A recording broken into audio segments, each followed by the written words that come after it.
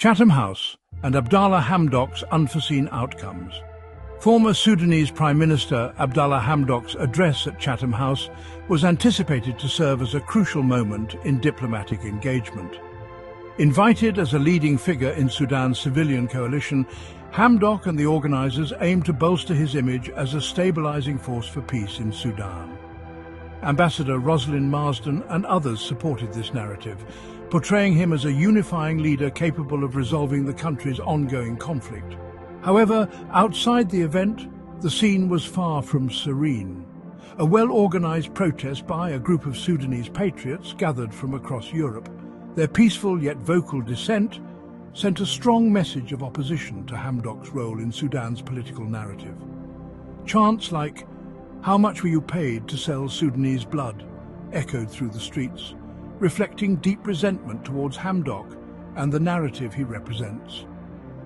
Inside, Ambassador Marsden and the other organisers endeavoured to portray Hamdok and his Takadam coalition as the sole legitimate civilian representatives capable of fostering peace in Sudan. They juxtaposed them with the Sudanese armed forces and supporters of Sudan's sovereignty, whom they described as loyalists to the old regime. This narrative positioned Hamdok and his Takadam supporters as peaceful proponents of ending the war, while implicitly painting SAF supporters as extremists. Yet the opposition from Sudanese patriots and their allies underscored a significant disconnect. Protesters' presence highlighted a divide between international perceptions of Hamdok's leadership and his standing among key segments of Sudanese society. The sight of Hamdok's and his supporters leaving the venue under heavy police security, some allegedly hiding their faces, visually underscored the level of public disapproval. Their peaceful yet firm tactics revealed a different perspective, one emphasizing a desire for Sudanese self-determination, free from perceived foreign interference.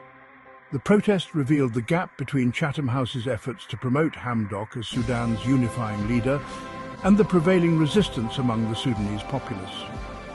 Sudanese patriots' non-violent yet impactful methods of opposition demonstrated that a significant portion of the Sudanese diaspora does not view Hamdok as a legitimate representative of Sudan's interests, instead perceiving him as complicit with the UAE. Instead, they conveyed that true patriotism means maintaining Sudanese sovereignty and rejecting external influence. The controlled security measures and detail of participants exiting through back doors under police protection further reinforced this narrative. Sudanese patriots' peaceful approach, grounded in shaming rather than violence, showed a disciplined and genuine form of democratic dissent. In the end, Chatham House and Ambassador Marsden's attempt to position Hamdok as a saviour figure backfired.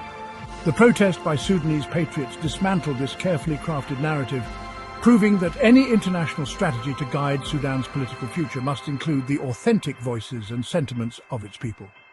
By standing against the imposed narrative, Sudanese patriots demonstrated that Sudan's future should be shaped by Sudanese, free from external pressures or leaders lacking broad-based support.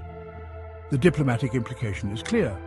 Any attempt to impose leadership must engage meaningfully with the entire spectrum of Sudanese society, including its patriotic and sovereign-minded citizens. This outcome not only called into question the portrayal of Hamdok, but also underscored the imperative for international actors to respect Sudanese agency, emphasizing the need to avoid imposing a baseless figures as leaders in the pursuit of a peaceful resolution. Engaging authentically with Sudanese voices is essential for any meaningful and lasting peace process. Stay tuned. Thank you for listening.